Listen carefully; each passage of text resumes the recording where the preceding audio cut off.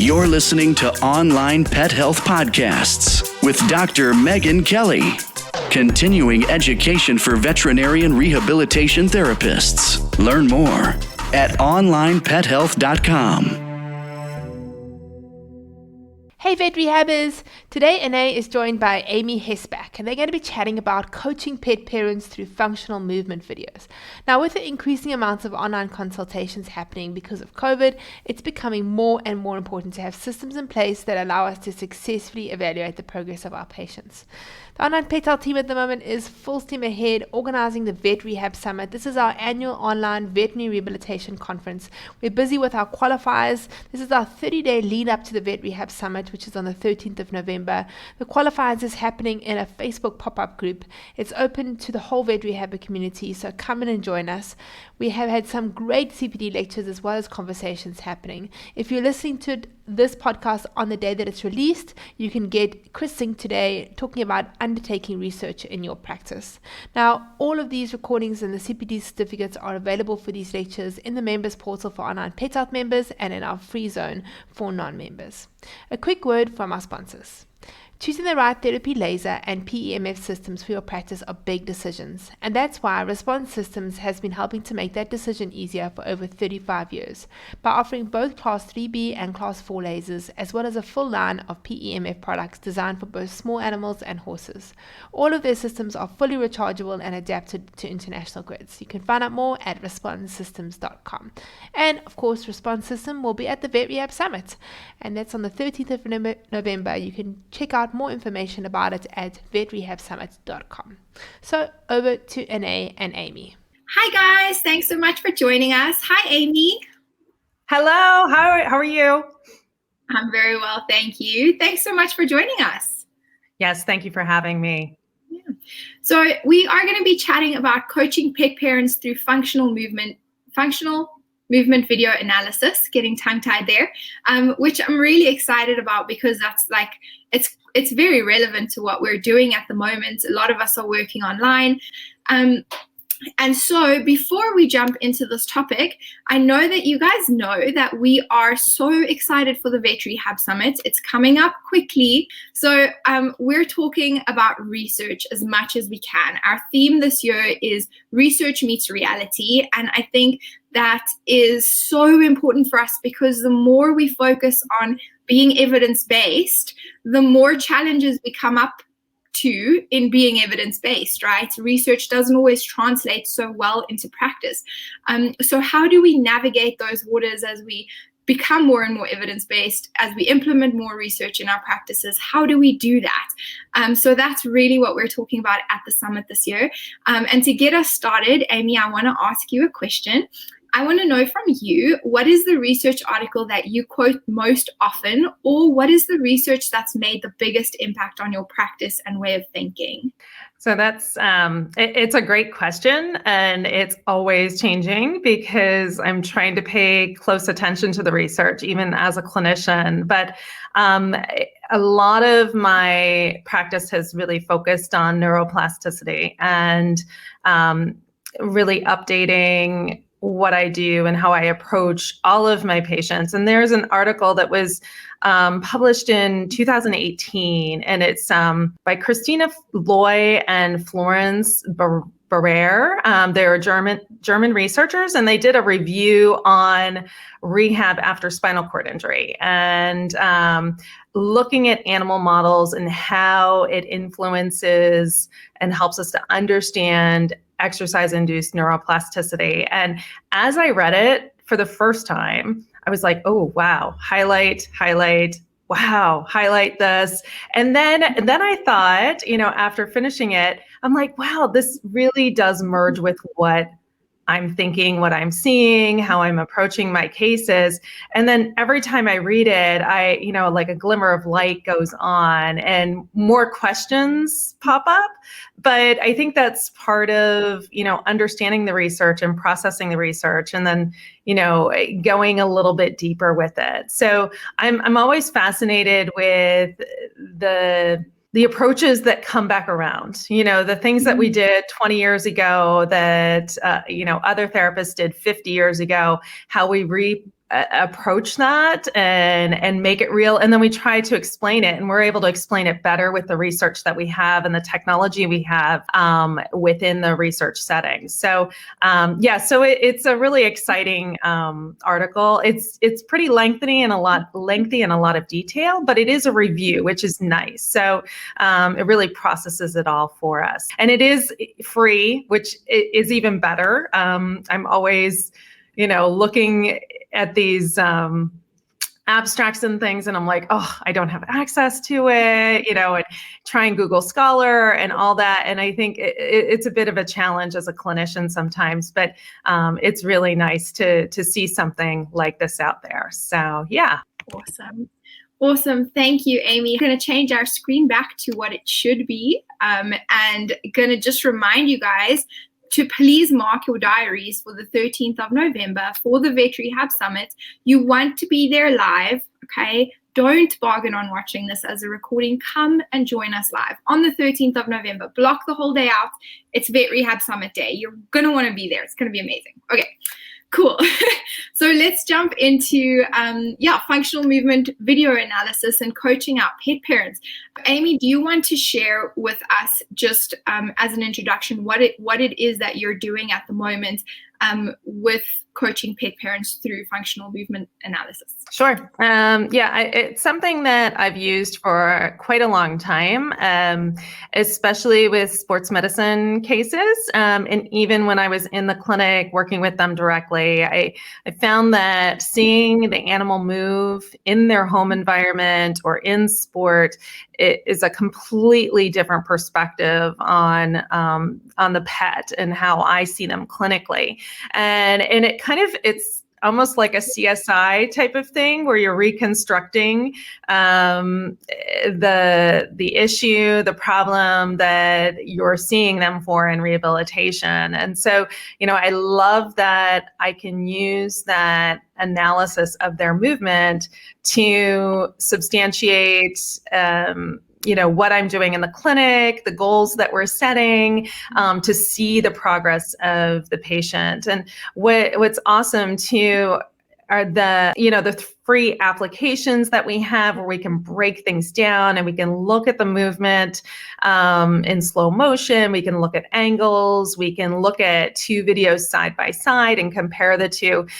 So I use it definitely clinically, but now that I do things more remotely, I use it even more so, almost in a real-time way where I'm reviewing a video of maybe exercises or functional mobility and giving feedback to the handler or the pet parent back home. And it's really taught me a lot with regards to, how to view things, how I use my hands and how I can give my hands to someone in another part of the world, honestly, so that they can help their pet move better. So I use it as an evaluation tool. I use it to progress therapy. I use it to reevaluate down the road. I use it in orthopedics, sports medicine, neurology, whatever. So it really is a key component of my toolbox now. It's very exciting. So are you essentially doing all your consults online at the moment, or are they these are essentially online consultations, right? Are they just forming a part of what you're doing? They are now. I'm in an unusual situation in that I'm from the US and I moved to the Netherlands about 1.5 years ago. And I wanted to maintain some of my clinical practice back in the US. So I've maintained some relationships and reviewing videos with clients back in the States. And those were ones that I had my hands on, that I saw on a regular basis. And that actually grew to the point of doing consultations with people I'd never met before. And I think all of us were kind of pushed into that room, that clinical room online with our clients with COVID and, having restrictions and lockdowns. I've seen some of that I've been able to step away from some of it, and I've been able to really screen the cases that I see through this online consultation, because I know in my mind and in my heart that hands-on is the better way for some, but for others, it's not an option. Whether they're more remote, whether they have, physical issues themselves or their pets and unable to go to a clinic. I'm getting feedback now too that the waiting lists and lines for people to get their pets in, whether for surgery or for rehabilitation, are huge.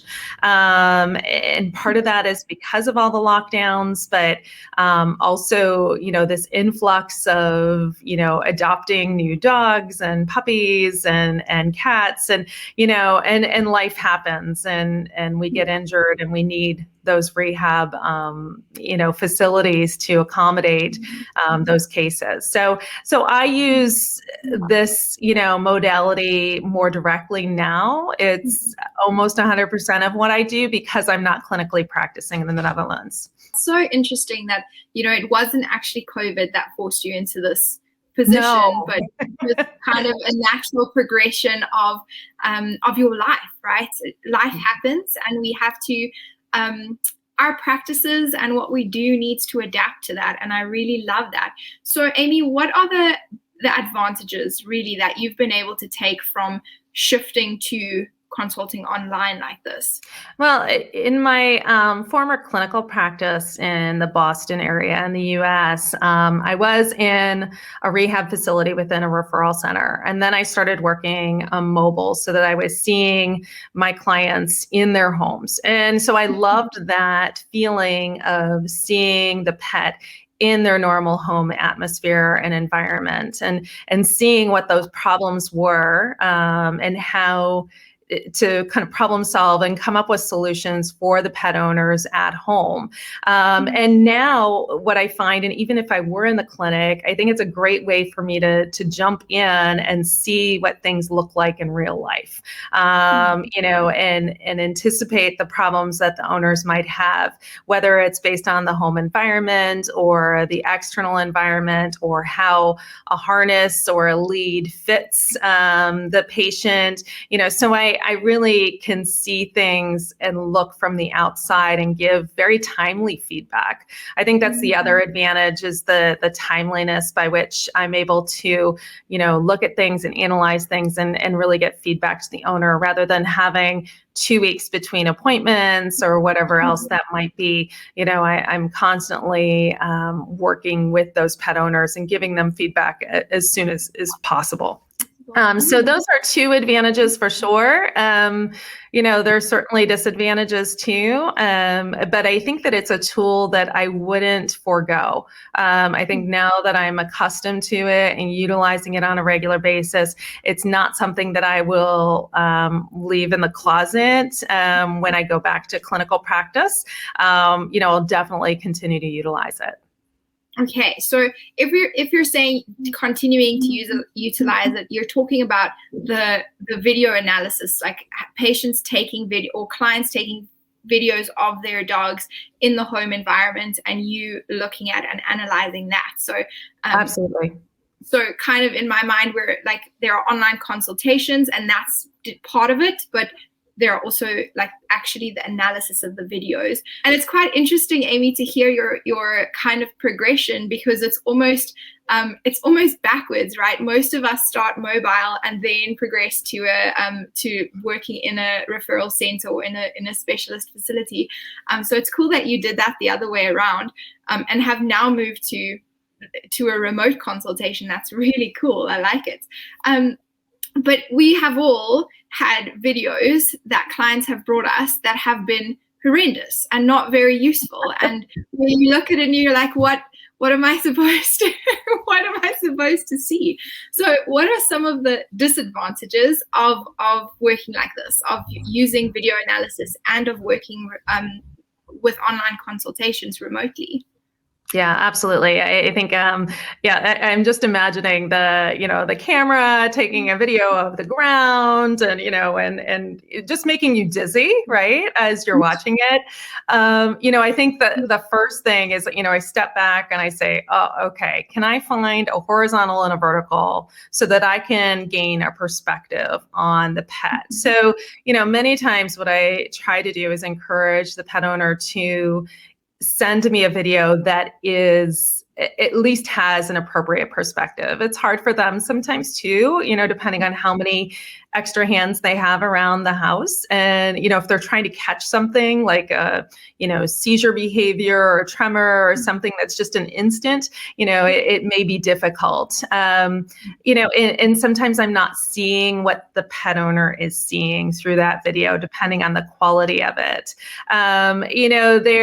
There are certainly tricks to get around that. And, I've had pet owners who send me minutes and minutes and minutes of videos, and that's fine.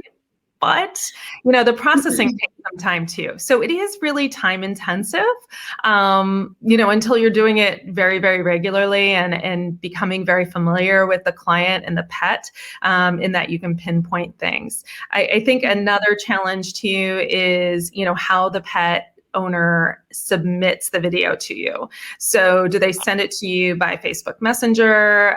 Do they send it in a Dropbox? Is it something you can download and you can manipulate?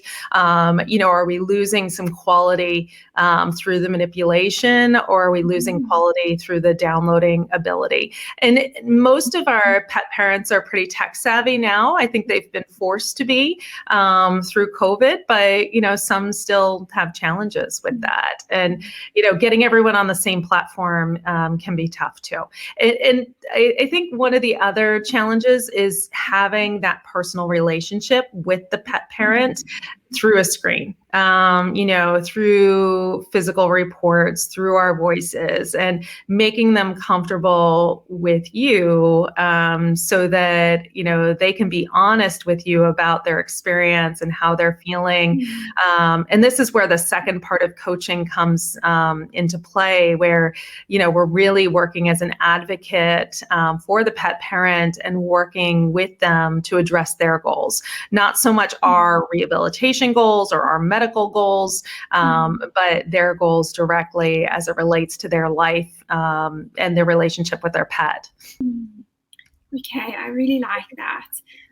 So do you have a checklist that or some kind of guide that you send them for what kind of video you need and how they should be taking it before you, Yeah, I do. I start out very, very basic, asking them to, show me, because I don't want to overwhelm them, with too many videos. I want to get to the point and really focus on what their goals are and what their challenges are. So I'll give them a guide with regards to the movements that I want to see. So it might be a down to a sit to a stand and back.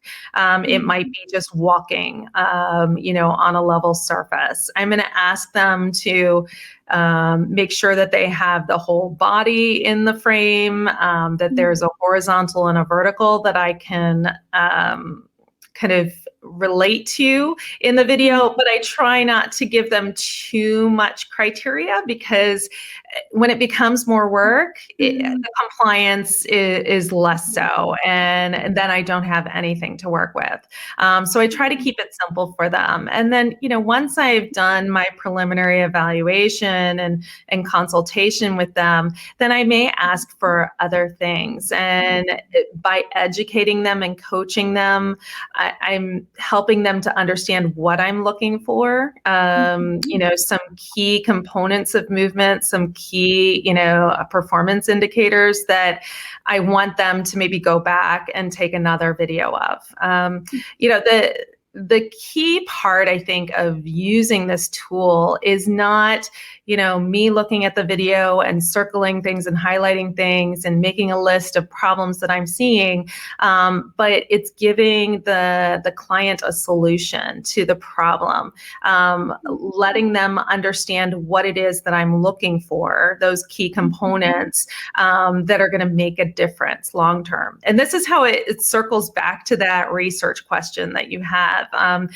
The more research we have, the better we're going to know what those key performance indicators are, what those key components of movement are, so that we can actually make a difference in the mobility in our pets at home. Okay, so walk us through an example of that. So like, if I have a dog with elbow arthritis and I send you a video and you've asked me to send you a walk in a straight line and a sit to stand and a down, what are you then going to do with me? And maybe we should just look at Priya's question first. What are the type of rehab scenarios that you find could benefit from remote consultation? So that ties in, but let's go with Priya's first. So what kind of rehab scenarios benefit from remote consultations? Yeah, so, there's the obvious when the pet owner can't get to a rehab facility, they're stuck at home for whatever reason, the facility has a long waiting list, they know the importance of getting started with rehab as soon as possible. I would say that many of the referrals that I get are from mobile surgeons in the US. There's a large group that utilizes my services, and I do a lot of follow-up education post-operatively. So prior to starting rehabilitation, after surgery, in that period of time when the owner maybe is taught, I want you to do range of motion, I want you to do this, I want you to do that. And they need a little check with regards to, am I doing it right? Am I doing it safely?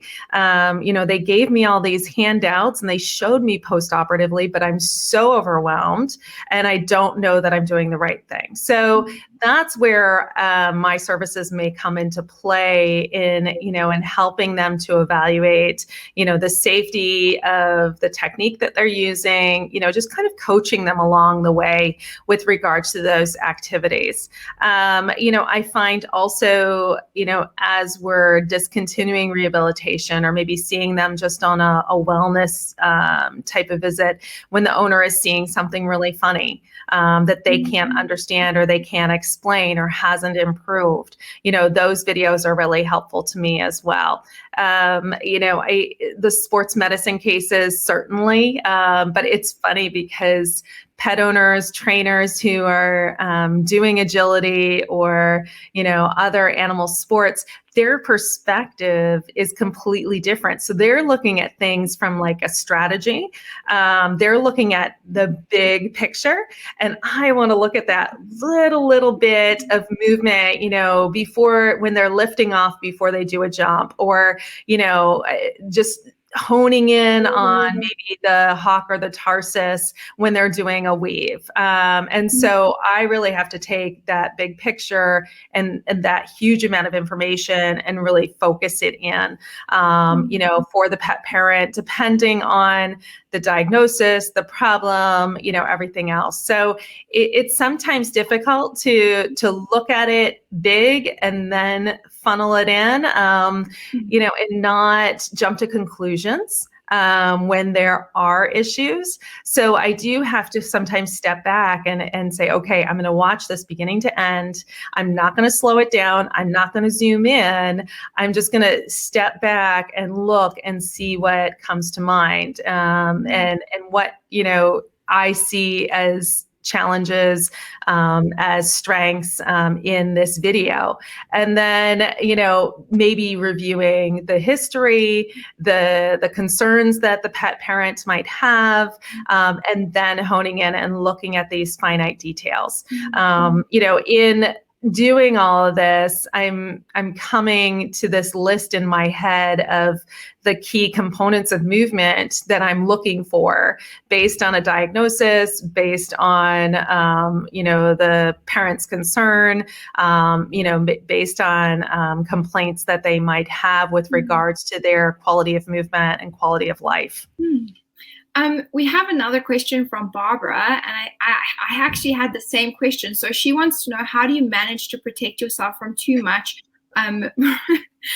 private or emotional strain? Like in practice, it's a bit easier. They come in and they go, and they're not sending you messages all the time. And she says you give the little finger and then they take the whole hand. And I was wondering the same thing when you said that you could help them more quickly, because if you're doing that, are you essentially on your phone chatting to them whenever they're looking for you? And how does that impact you? Does that not become quite overwhelming and quite time consuming? And at the end of the day, also, how do you charge for that? That would be the other kind of question around that. So yeah, it's a really good question. I mean, I think, burnout is a huge thing. And I think those of you who are in a clinical practice, whether going mobile to clients' homes or within the clinic, it's hard to manage everything within the clinic, but then outside too, when they're calling, they're emailing, they may be reaching out to you in off hours or when they don't have their appointment, and so I've really looked at it as a consultation as being one subset, and then more of a concierge type of approach, less of a case manager, but really being available to them. I wouldn't say 24/7 because that's not realistic. That's not human, really, but making myself available to them on a very regular basis. And I think the key certainly is communicating with them what that looks like, what that means, and so with many of my clients, I say, I want you to send me videos every week. So I want you to send me videos on Mondays. I promise that I will review those videos on Tuesdays or on Thursdays, so I'm almost assigning them a review time and trying to make it timely and get that information back to them as soon as possible, so that, it's all about motor learning too. So if they're doing something wrong, I don't want them to continue to do it the wrong way. I want to correct them as soon as possible. And so in those relationships, I actually have a consultation fee, and then I have a review fee that I charge on a monthly basis. And so I continue to charge that as long as they need me. And it includes a certain number of hours or certain number of videos that I'm going to review on a weekly basis. So, this helps me to budget my time and my energy, and they know too that there are times when I'm not going to be available. But, I do look at what I do as being more of a concierge type of service. And it works well for me now. But if I were in the clinic, it could be a bit overwhelming, and having a little too much interaction with those pet parents and too high expectations for them. So I found that I actually have a couple of relationships that work really, really well, in that there are therapists on the ground in their local area who see the case maybe once every 3 weeks, once every 2 weeks. And then I do a consultation once a month.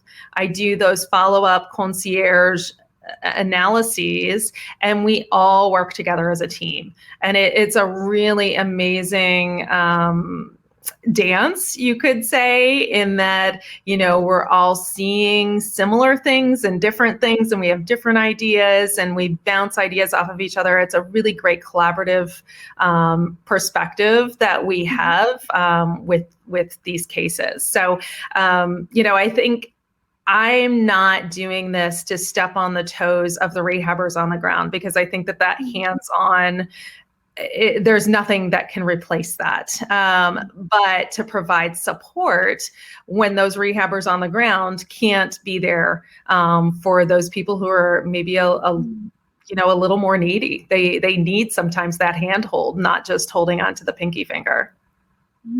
I really like that. I think that, so essentially having a clear idea of what it looks like so that they are clear on what is okay and not okay, if I can say it like that. But essentially, if we give them the boundaries, then they are happy to work within that. And I really like that idea. And having that kind of continuous support, I love that. There are so many who would benefit from that. And going into a practice can be impractical for many reasons. It could be not available, as you've already said. So cutting down on that time in practice, in clinic for the patient, and capitalizing on what you can do remotely can really be helpful for an owner. Like, for example, I would love that as an owner. That would be absolutely heavenly to me, because I'm very far away from any kind of facility. So, and I'm really great online. So whatever I can do online, I do. Erica says that she usually sends sample videos to watch so that they can make better videos. And I think that's a great idea. Absolutely. And if I'm not mistaken, last year we spoke about Ashley Foster has a program, and I forget the name now because I just thought of it, but it's that canine home exercise program. It might actually be called that.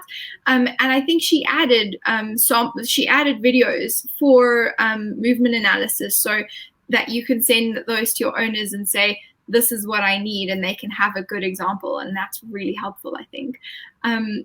And then we have someone else who's joined us from Italy. Welcome. And they want to know, do you use some app or specific PC program to analyze videos? Yeah, I do. I actually, as a physical therapist, I did a lot of running analysis as well. And so I got comfortable with an app called Huddle, HUDL. It's Huddle Approach, I think. So it's a sports medicine app or a sports training or coaching app. And I have it on my phone. I have it on the computer. It's free to start. If you want, obviously, more capabilities, you could subscribe. But I found that it's super easy for me to use.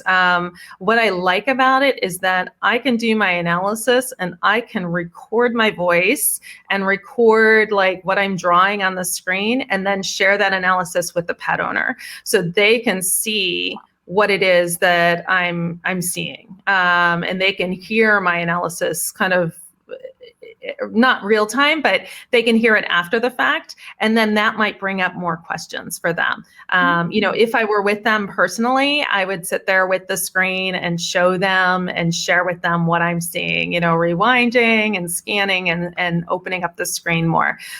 So I find that that's a really helpful teaching tool and coaching tool for the pet owner.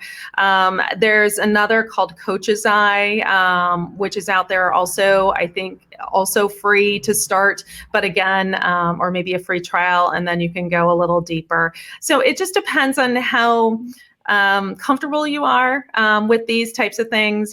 I don't want to get bogged down in the technology. I think the technology can help us, but I think too much, you're hiring another person to analyze all your videos. It's not a good clinical tool. It's holding you back from actually doing what you do best, which is, working with the pet owner and treating the pet and helping them to move better. So again, the analysis is not really the tool. It's the solutions or the ideas that you have after the analysis that really is going to benefit the pet owner. They're going to look at the screen and say, oh, wow, that's really cool. But what does this mean? What do we need to do with this? And I think in the end, that's what we need to ask ourselves. It's great. And, it's fun to look at these things, but what do we do with that information once we have it? Exactly. That's what it's about, right? It doesn't help that we have the objective outcome measures but what do we do with them once we have that information? What do we do? And for me, I love that about videos is that you have that kind of that objective thing that you can look back on and say, this is how we sat 2 months ago. This is how we sat in week 3. This is how we sat in week 8. How are we progressing and what is changing, and how you can measure if your interventions are working, right? Which is at the end of the day what it's about. And having that kind of clear thing that the owner can see, they can see what it is. It also empowers your owner, right? Because as you're showing them what you're seeing, they start to see more in their day-to-day. And I'm sure that some of them are coming back to you and saying, oh, my dog did this, this, and this. And it's not in the videos, but that's what they observed at home. And they know that you're looking for that. And so they can give you that feedback because they've learned to look for it. And that's really powerful. That's enabling them to see things before they become a problem, to look at their dogs in a different way. Amazing.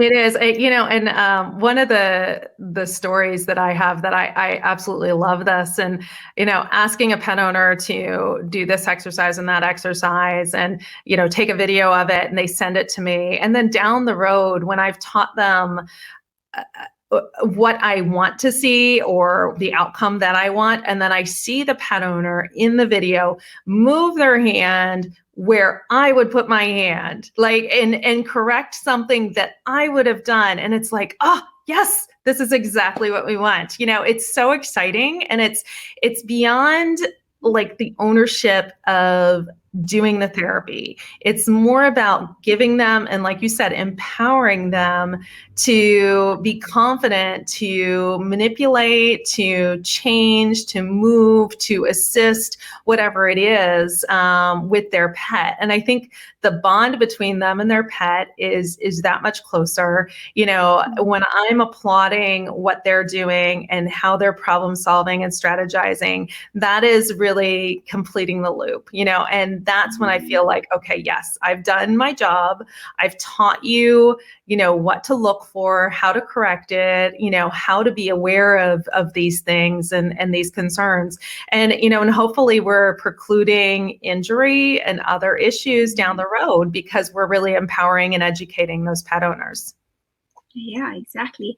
And I think that probably for the dogs, they love that as well because they're getting something different from their pet parent that they weren't getting before. They're getting a different focus, a different kind of touch, a different kind of observation, and a different relationship. So I think that empowering them in that way, and removing ourselves a little bit from that, like physically from that equation, helps to empower and strengthen that bond in a completely new way. And that's amazing. That's, like you say, if we can have that and see that change, how rewarding is that? Absolutely. So how have owners or pet parents responded to this? What is their feedback? How do they feel? How do they feel about it? It's funny because I think when I first started doing this and Zooming with clients that I had back in the States, it was like this funny, awkward thing. Okay, so think back, beginning of lockdown, the first Zoom call you did with someone who you normally would meet for coffee or, go for a walk with. It's like, this is really weird, And so we had that kind of funny thing to get over. But, I think after we all got used to talking to screens and our pets got used to us talking to no one in the room, I think we got a little more comfortable with it. And, so many of the pet owners, I would say that they're actually more comfortable. It's almost like it's like a journal or a diary. Like they're able to vocalize and verbalize things that they probably wouldn't in a consultation in the room with their veterinarian or with a rehab clinician, because they're letting me into their lives a little more directly, a little bit more open. And especially when we're doing the online consults, kids running through the room, the doorbell rings, there's an Amazon delivery, whatever, it's real life. And so I think that I just got a text. So, it's the same type of thing, right? And so I think that we've let go of a lot of that, just like we've let go of a lot of privacy over this period of time. We're a little bit more open and the pet owners that I'm working with, they know more about me as a person than they would if I were in the clinic or even coming to their home and working with their pet. So it's definitely more real life. And so I think it's allowed them to open up and be honest. And sometimes we share tears, and I wish I could give them a hug through the screen, but I can't. But just by verbalizing that, they know that they have 100% of my attention. They know that we're focused on the same end goal, and that in itself is really empowering and really a positive thing. So it's, talking to each other on screens, though we don't want to admit it, it is part of our lives now. And it's very much a part of our future too. I think it's made that big, big world that much smaller and all of us that much closer. Isn't that interesting that it kind of has achieved the opposite of what we would have thought it would, right? Because we're a little bit more disconnected like this, sitting behind a screen.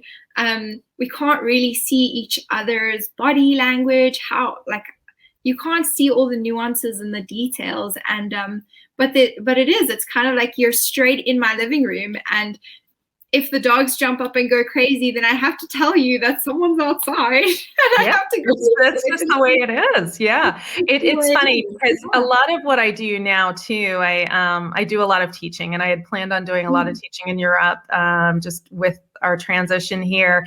Unfortunately, a lot of that teaching, that live teaching, was canceled. So a lot of it ended up as webinars, and, specific webinars where I knew there were, 50 or 60 people on that Zoom, but all I saw was their little black screens with their name across it and everything muted.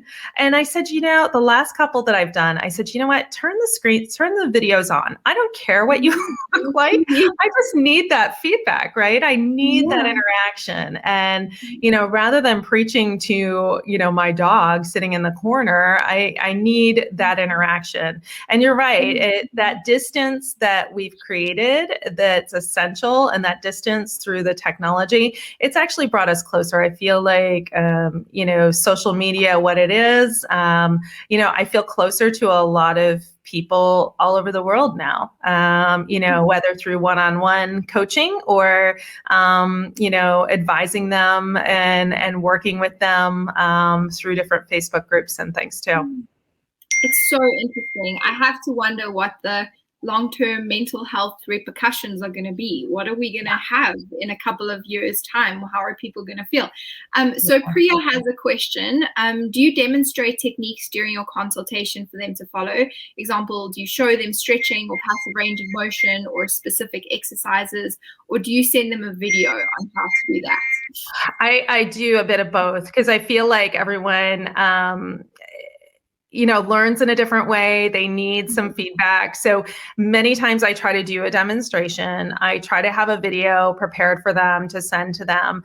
If they send me a video of what they're doing, then I might make some notations on that video, whether verbally or with the little sketch pad pen. I do lots of pictures, lots of videos and things. So I think it's important to give them timely feedback. So if I'm doing a Zoom call with them or a FaceTime, I'm giving them feedback as they're doing it or immediately afterwards, but then I'm following up with something that they can refer to, which I think is also very important.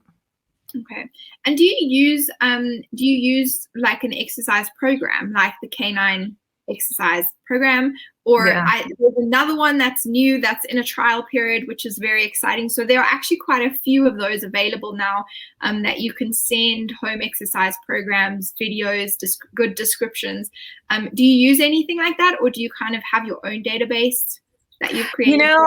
So that is a really good question. I'm going to probably be very unpopular here by saying, no, I don't.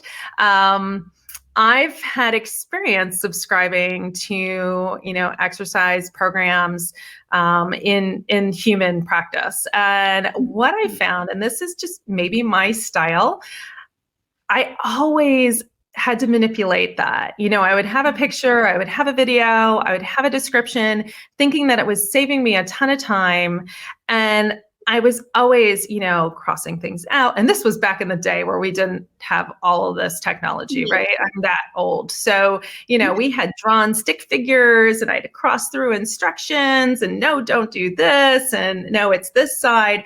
So I found that I'm very, very personalized and very direct about how I give instructions. And so I have things kind of sketched out. I have my own library that I've kept, but I always am manipulating things and changing things and making them very specific to the pet parent that I'm working with directly. So I do, but I don't. I think if I were working in a very high volume clinic, I would. And I would have to, I think just for my own sanity. But because of what I do and how I do it now, because it's definitely more personalized and more direct and more individualized, I have to work with it that way. I've kind of found the same thing as you, Amie, for the very few handful of patients that I see. I kind of have tried to create some videos that I can add to a library, but then I always feel like, but I don't want you to do this like reflex exercise. How many different ways could you do it, right? I'm like, but this isn't going to work for your horse. You need to do it this way instead. And then like, well, now I've made a video that I can share with one person. Right. It is funny too, because we talk about, how much we educate and teach pet parents and pet owners, and yet how much do they teach us, right? And the pets themselves, how much do they teach us? And so, when you do those reflex exercises and you have a video of you doing it, and then the pet responds differently, that's something that can help you help someone else down the road. So I find a lot of value in it, but I do find that I want the pet parents to be as efficient as possible. Their time is so important, for them to continue to do the same exercise program week after week after week. It's A, not meaningful to them. B, it's not accomplishing what I want to accomplish in rehabilitation. It's not helping them to meet their goals. So, so to give them one or two or three, maybe very directed, focused activities and progressing those and changing them over time, depending on what the pet does and how they respond to it. I think that's a better use of my time and theirs as well. So Priya says she doesn't use the programs and she is in the process of making her own so that the clients can do it the way that she does it. So with you both on this. Yes. I really think that the programs are very valuable. And I think that if I had a higher client load, like if I was seeing more patients, I would definitely want to use them. I also think it adds a level of professionalism, right? To have something that's very uniform and clear, and they are quite manipulable, the ones that I've played with, in terms of you can change the descriptions, you can add specific instructions, and having those videos as a reference is great. So I actually like them. I actually wish I was using them, but I haven't found them to be useful for what I'm doing where I am in my life now. And I think one argument for these programs and for protocols, such a bad word, right? But when we're talking about research, we have to start somewhere. We have to start from the ground, and we have to start with, a language that we all understand. Techniques that are described well enough that Priya and Carol and you and I can do the same thing.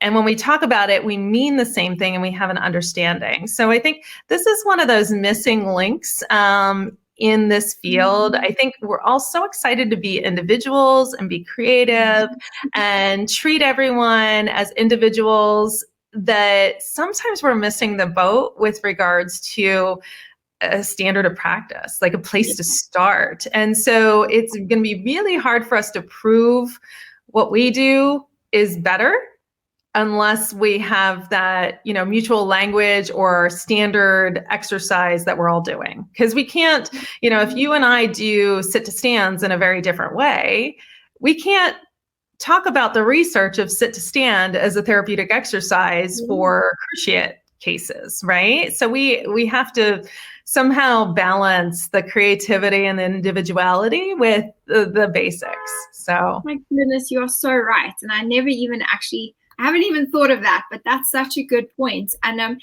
if you guys have joined us for the series this month, the exercise physiology series, I just want to tap into one of the things that Leslie Eade was teaching, in that we sometimes get we try and be too creative and change the exercises too much. We should be progressing one exercise to its maximum. So how far can you take your sit to stand? How can you progress it? What are all the various progressions? So instead of creating a really I'm going to say it like this, but a really personalized or individualized exercise program for one patient, we can use our kind of normals and individualize them to that patient to meet that patient's goals by manipulating all the variables around it. How many repetitions, how often, where are we loading, and progress it to its end, instead of every week adding a new exercise or changing the exercises. So if we just think about it like that as well, having a set of 10 exercises is enough to play around with for many, many different conditions and many, many different goals. And with those 10 exercises, we can manipulate all the variables to achieve what we want at the end of the day. And so we can be very specific just with a handful of tools. And we know that most of us have a handful of tools and we're so effective with them. So I just, Priya's laughing out loud. My creativity bubble just got burst. I'm so sorry, Priya. But agree, there needs to be a baseline standard. Definitely, guys, go watch the series, because in terms of our exercise protocols, it's been really eye-opening for me. So someone else says, and do quality exercise techniques versus quantity. For sure, if we're not doing it right, what are we doing? That's one of the things I love about the videos, is that a standardized video is I'm showing you the ideal. This is what we're aiming for. And so it's a good place to aim for. Yes, absolutely. It is funny and sorry about the tangent, but I do think it's a really important point. Yeah. And, I remember years ago, and, whatever the manufacturer was, but everyone had these mountains of peanuts and exercise balls and Bosus and Fitbones and this and that, and making these mountains. And, can we teach every dog that we see to walk over these and, walk on a treadmill backwards while they're standing on this? And it was this wow factor in this, therapeutic exercise for dogs is sexy, and it's okay. Let's bring it back. What are we trying to accomplish? What is our goal? What is our outcome? What are we seeing? And I totally agree with Leslie that we need to progress exercise in a very regimented way. We need to show these progressions, and I want the sexy to be the outcome, to be the end result of what we do. Yes, be creative, but let that outcome show what our worth is, and what we're able to do through rehab. Yeah. And I think our creativity should be in problem solving what the individual dog needs to perform that super boring exercise. Yeah. Right. Yeah. So one of our listeners says that they have a blind client who they need to describe and physically show how to do basic exercises. And that's really helped her to be concise about how to do. That can be really valuable. I like it. I think it's really important, and understanding that, your client doesn't learn the way you do. You're probably drawn to rehabilitation because you're very kinesthetic. You're very hands-on. Visually, you're doing a lot of observation, but your pet parent might not learn the best that way. You may need to put your hands on them and show them. You may need to show on their body. You may need to have things written out very, very succinctly mentally, or you may not need to actually, have some flowery language to describe what you're doing so that they understand what it is you're feeling or what you want them to feel.